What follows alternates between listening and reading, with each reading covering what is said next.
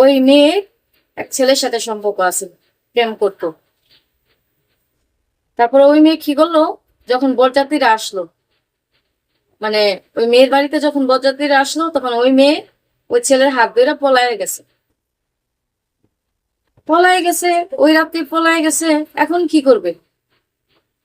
এখন লাকেশ টাকেশ দিয়ে, মানে মাল সামানা নিয়ে আসছে, স্বর্ণ মর্ণ অনেক কিছু কাপড় চাপড় নিয়ে আসছে।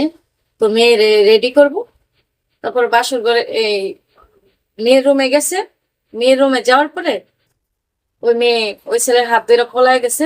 তার এক বান্ধবীর কাছে বইলা গেছে, আবার ওই বান্ধবী সবকিছু খুইলা বললো যে এমন এমন আঙ্কেল, আপনার মেয়ে তো এর সাথে সম্পর্ক, পলায় চলে গেছে। ওই মেয়ের বাপে তো টেনশনে পড়ে গেছে। এখন কি করি আমি?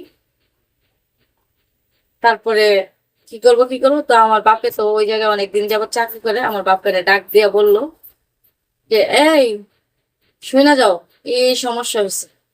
তো বলতেছে, আমার বাপে বলতেছে এখন কি করব। পরে বলতেছে কি, যে শুনো, একটা মেয়ের ব্যবস্থা করো। তারপর আমার বাপে বলতেছে এখন মেয়ে পামু কোথা থেকে, এত রাতের বেলা, রাতের 10টার উপরে বেজে গেছে।